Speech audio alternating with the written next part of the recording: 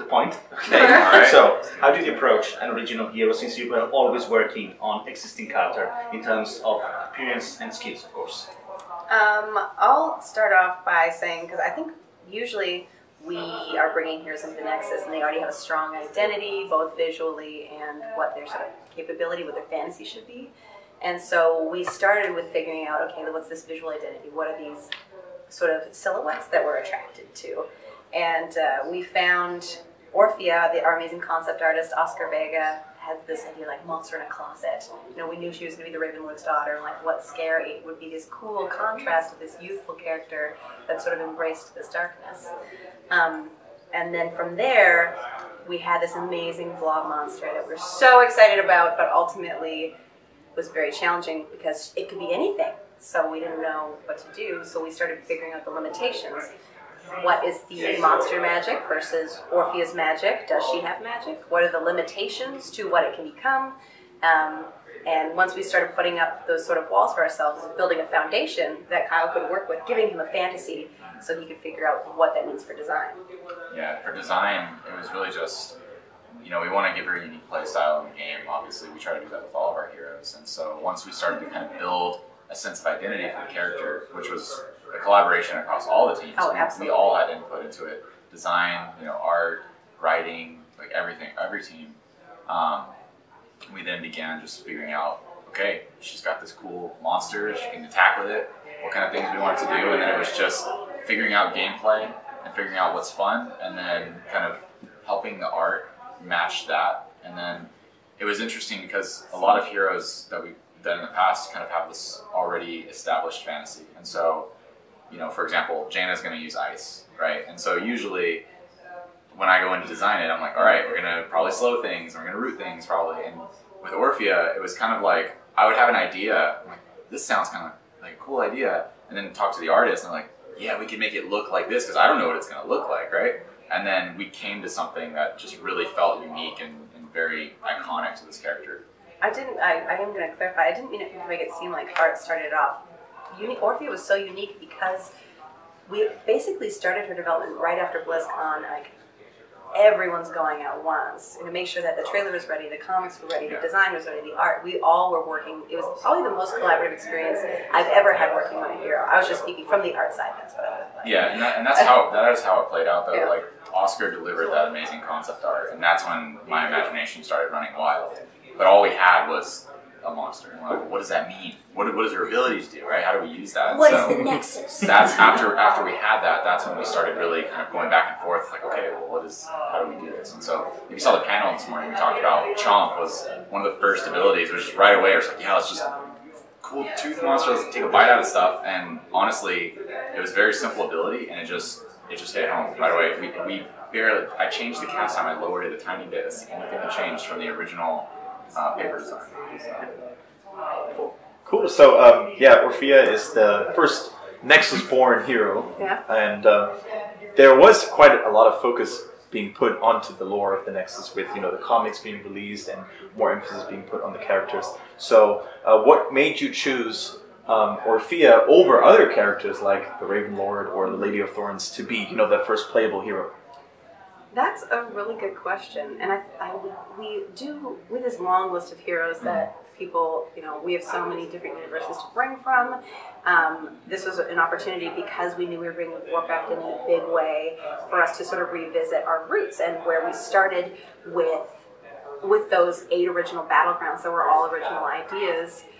And going back to that, for some reason, forever, even before we ever knew we were going to make a Nexus hero, everybody's always loved the Raven Lord. It's that voice, you're on the map, it's beautiful, super fun map, my favorite map to play. And he's kind of condescending, and he's like, oh, heroes. And there's something about him, that big bird on the concept art, the raven that's on the splash art when you're loading the map. There's something about it that everybody sort of kept coming back to, and we just knew that had to be the one.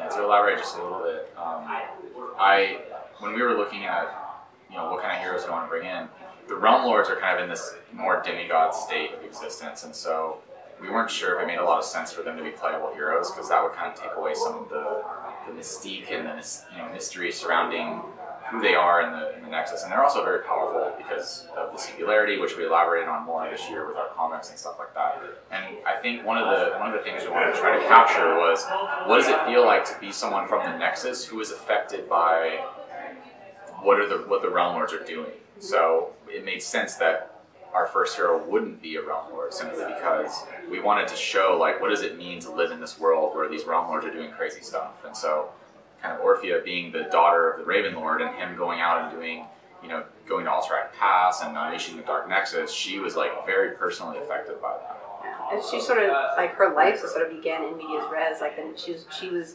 born of the Nexus, and that we're like, yeah, first Nexus original hero, but she was also, in her lore, born into the Nexus, and seeing how the Nexus grew and has changed her sort of as we've grown as a team, and fitting her into our lives and our attachment to the Nexus is really cool.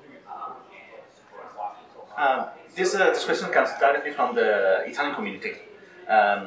They asked about the origin of the character. If you had in mind from a very long time to go for an original character at some point, or if it's something that felt natural during the growth of Heroes of the Storm. Yeah, I think that, like, it definitely was something that sounded interesting, and as you know, we made those original maps and original battlegrounds, so we definitely had some desire to do original content, but this game is about these iconic Blizzard heroes, and we definitely wanted to make sure that we brought in as many of those as possible. And now that we're getting up into the 80s of number of heroes, it kind of felt like a good time to maybe, let's go back and see what that means for us. I think that, yeah, Kyle touched on it really eloquently. I don't really need to add, but I feel so personally attached to it that I've been on the dev team for just about 5 years, working on Heroes, and the identity of Heroes having all these amazing characters that really, it's like, okay, are we going to make a new Nexus hero?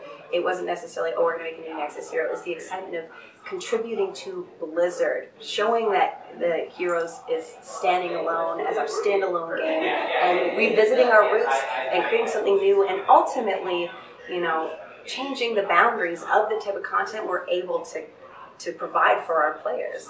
So it's just sort of giving us a bigger space to play in so that we continue to make awesome stuff for people to hang out with. Right. So, Lana, you personally worked on URL, and you showed a video, like, to Twitter, to everyone, how, like, you did the bubble thing, the bubble Hearthstone. Did you make something similar for Orphea? Like a video of myself doing something dumb? Pretty much every hero I have a couple videos of myself doing something dumb. Will we see them? Probably. I suppose if people are excited about it, I'd have to go find it. I think I might have a video of me doing her dance somewhere, but it's a little... I'm not going to do it now. You know what? I'll see what I can do. Okay, good. And what was the most challenging about the Orphea creation? Was it about something you told before you worked as a team through the development of Orphea? There was a point or something that you got stuck with, something that didn't quite fit well, and then you finally came with a solution. Yes, I think I'll let you talk to that. I'm trying to think of the biggest challenge that I had. I think, like, visually, it was almost like overloading to work on this hero because we were so excited. We were pulling ourselves in so many directions at once at first. We can do anything we want, but what's the coolest? We always want it to be the best thing. It's going to be this BlizzCon moment. It's pouring ourselves, our development souls into this thing that is an iconic representation of our game now, and like so excited to make it the best, and there's sort of a lot of pressure to that. So you have these other teams, comics and the trailer, waiting to see what you create, because they can't create visuals until we create visuals for them to use in the stories that they're telling.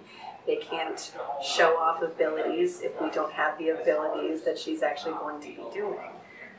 So finding those moments was, I think our own excitement was at oftentimes the thing holding us back. Yeah, from the design side, one of the challenges was I have this really cool idea for gameplay, but how do we make that make sense when she, like, what is the action that she's taking to accomplish that gameplay? So in the case of, you know, Chomp just kind of worked out, but when we're looking at the rest of her kit, and we're like, okay, her Q, right? How do we make it make sense that she's manifesting this energy out of this relic and then somehow using it in a way that looks aggressive and looks like it would, you know, deal damage? And then she's getting this dash, and how does that make sense? And like, just trying to piece it all together as to like making it make sense, not only from the gameplay side, but tying it with the art and making it all feel cohesive. I think that was definitely a challenge that I had, at least with the design. I think we had like very clear goals in mind, but establishing like what that meant in the most intuitive, we really wanted it to be accessible, but also have this high skill ceiling. And some of the iterations, like there was fun versions of Orphea up to this point. But when we got an ability right, it sang. And when we got Chomp right, it was right. And so making sure that every ability felt as good as Chomp did, I think was, we were just very perfectionist about making this. We wanted to be right. Yeah, we wanted to make sure that it was the best, you know, that we could do. And another example is, as I was talking in my panel today about how once we got to the heroics, we're like, okay, like these are going to be the most epic moments, you know, with the monster coming out and doing crazy stuff. And it's like, what does that mean? So it's like, I don't know, like, should it just kill everyone on the map instantly? Or like what's the most epic thing we can possibly do, but still make it have some meaningful gameplay and counterplay and things like that? So like I said, we had this one idea where the monster just grew to this huge size and then just did this powerful AoE attack that stunned everything. And, you know, it sounds really cool, and the idea of like what it would look like visually was really exciting. But then you get in game and it's just kind of like, I throw it in the middle of the team fight and everyone ran away and missed, or no one ran away and they all died. And it didn't feel like this super iconic moment. And so it took a lot of iteration to like get it down to a point where we were like, this is it. This is the thing that we feel is right for this. So there are maps in Heroes of the Storm that got very relevant in the comics, like Dragonshire, Cursed Hollow, and Alterac as well. So back in the days when, I mean, Dragonshire is an old map, so is Cursed Hollow. Did you guys already have in mind that at some point, you know, these maps could be relevant for the lore as well? Like the Dragon Knight being, you know, the husband of the Lady of Thorns, and then you have the two kids with the shrines? Or was that something you tailored around the map that you had already designed? Our writing team is incredible. The things that they are prepared for, that they are considering constantly, astound me. But there have been times where something's happening and we'll have some brainstorming meeting and be like, oh man, it would be so cool if they're just like, oh, we did that. Yeah, we made sure we got those lines.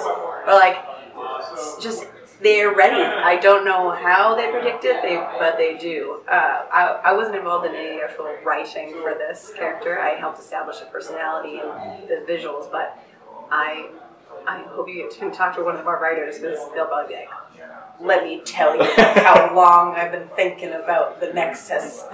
I think definitely, to some extent, a lot of the original ideas that we had, it was kind of left a little open-ended.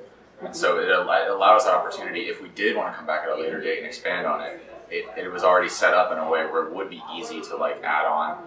And originally, you know, these backgrounds were kind of somewhere that we wanted the heroes to like really sing. And so like, you know, we're bringing in these iconic characters, we want them to stand out a lot. And so kind of like originally the lore was a little less, you know, it was like, you know, like Luther said in the tutorial, right? Like, oh, just don't think about it. But then as we started to, you know, get to this point where we wanted to start bringing in some original content, it's like, okay, we have these great realms that we've established.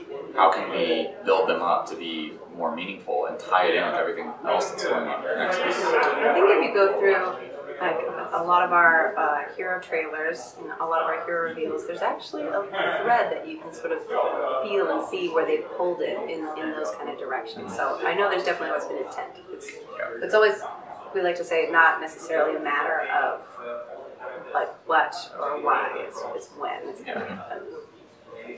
I'm happy you pointed this out, because the next session was about this theme, and it was we will find something new on the actual maps, now that Orphea is out, now that the lore is starting to roll in Heroes of the Storm, you thinking about changing something in the old maps to go to the new direction of Heroes of the Storm? I think you can already start seeing some of that. I know there's definitely interactions. I had a playtest recently where we played on Crucible, and Oberon, the Ravenlord, is like, "Oh, you've come home, I see." And I was like, "Oh my, oh wow, Papa is watching." Yeah. So I think you can definitely keep your eye out for that. Yeah, we love those little details when it came out of the men, so I don't want to spoil anything, but you know, keep your eyes out. Yeah. And even in the comics, you may go back and read some of the comics that have come out this year. Now that you know who Orphea is, you know her character, you might find some things that you may not have noticed as you read through those comics originally. Check out Comic 1, very interesting.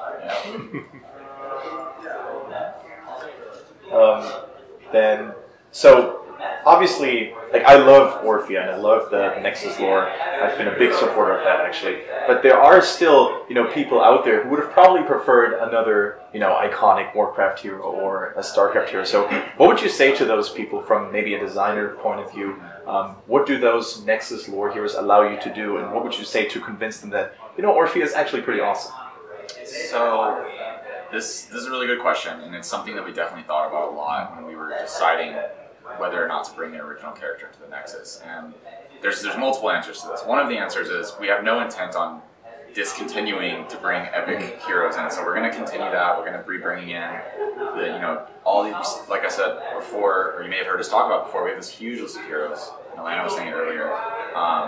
And we're gonna keep hitting that list, and that list is basically never ending. So there's just always going to be fresh Blizzard heroes coming in. In addition to that, one of the things that people may not realize is that a lot of people might not have played every Blizzard game. So for example, someone might have only played Warcraft and Heroes, and they really love the Warcraft heroes and Heroes of the Storm. And so when we introduce a Diablo or a StarCraft character, they're like, I don't really know who this hero is, but they seem cool, and I play them and I enjoy them. Bringing in an original character for Heroes of the Storm allows those players to feel like this is my game too. This is something that they can now relate to, the same way that like someone who's like StarCraft is like, oh, I love Raynor or I love Nova. Now they have a hero in Heroes, and I think that's something very meaningful that a lot of people might overlook, but I think that's important. And also for anyone who is feeling skeptical, I would think about it the way that like different franchises, like if one of the hero is brought in and it wasn't from the game you played, you probably care less. Play her. She is so fun, and I like to think I'm not very biased. I would say probably a pretty harsh critic. She's unbelievably fun. Play her. And on the side of creating the skills again, when you create a hero, you think about a specific heroes that Orphea in this case will counter, or you just go for a well-balanced hero and then the gameplay will do the rest. Yeah. So usually, the way that I find is that the way that we usually end up doing it is we'll have these cool ideas. And we start to put them in. And at first, sometimes we know right off the bat, we're like, we want this hero to be really strong against this type of hero or these types of archetypes, or we want them to be weak against this stuff for sure. But at least for Orphea, we didn't really know what we wanted her to be strong and weak against. We were more focused on let's just create a really engaging kit and then see where she ends up. And once we kind of start to feel where she lies in the in the spectrum of counterplay and stuff, we can start to play up some of that stuff. So in Orphea's case, we found that because her abilities have cast times, she's more vulnerable to knockbacks than most other heroes are. Most heroes, ETC face melts you and you're like, I don't care. I mean, I'm knocked back, but I can keep doing my thing, right? Orphea gets really heavily impacted by that. So if Orphea is starting to cast her Q and ETC knocks her away, and then she starts to cast her Q again, and then Lucio boots her away, suddenly you've just spent over 1 second trying to cast your ability and nothing has happened. Whereas other heroes like Jaina, she's just going to throw out a Frostbolt regardless of whether she gets knocked back. And we thought that was really interesting. And another interesting element that came up is that Orphea is very vulnerable to blinds because her trait is based off her basic attack.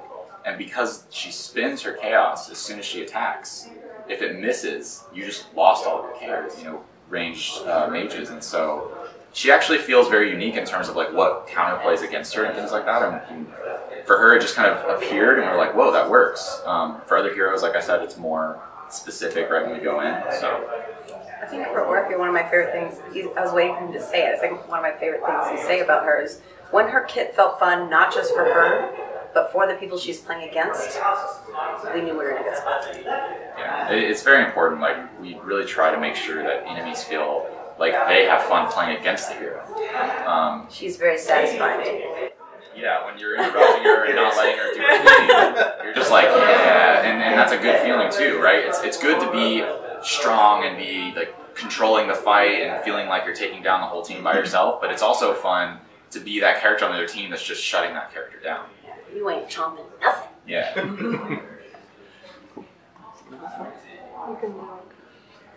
So, Orphea has that pet, that magical creature that is helping her in combat.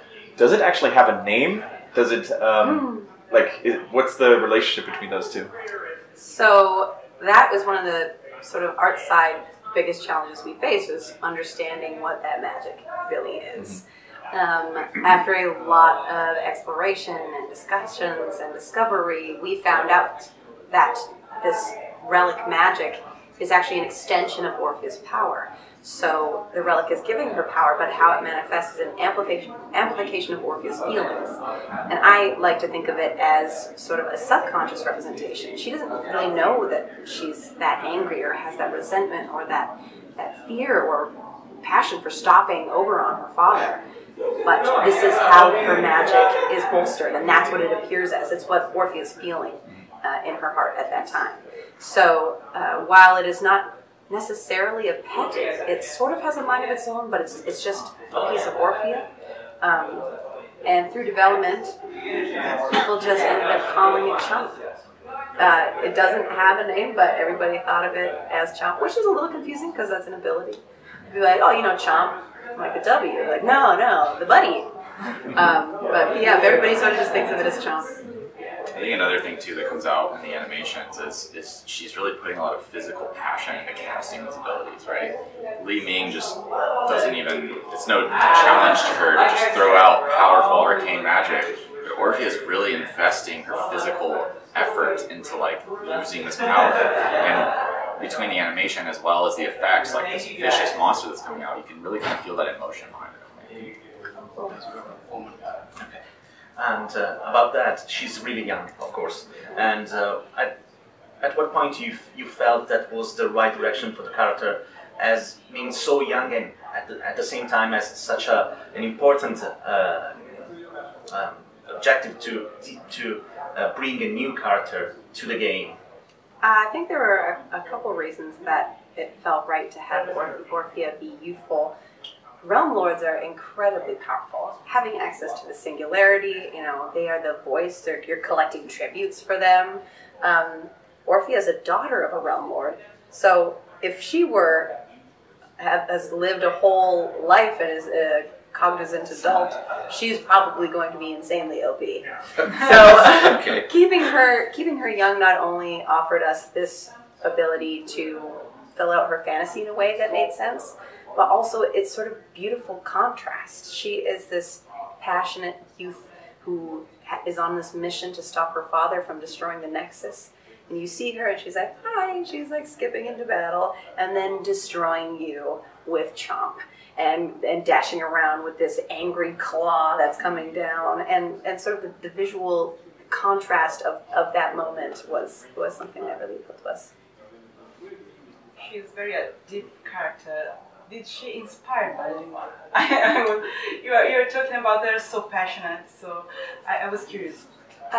She wasn't inspired by any person, but working on a game, I know that I and a lot of the artists and a lot of the people on the team, we're doing a creative thing and we're investing ourselves in it, 40 hours a week every day, 5 years, and that sounds like a lot, but we love it. And I think that we love we love the Nexus, and we're so excited to embrace this in a new way.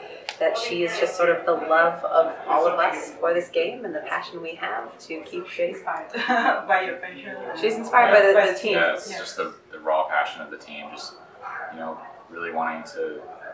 This is the first time that we've got an opportunity to create something of our own, and so it's a work of passion. I do have videos. I haven't put them together. I still have to do the testimonies, but we would every once in a while through development take videos of the developers who are presently working on the hero in conference rooms, like where we at, effects, and talking a bit about where we are in the process and how we feel, and then what's the celebration, and maybe I'll release that one of.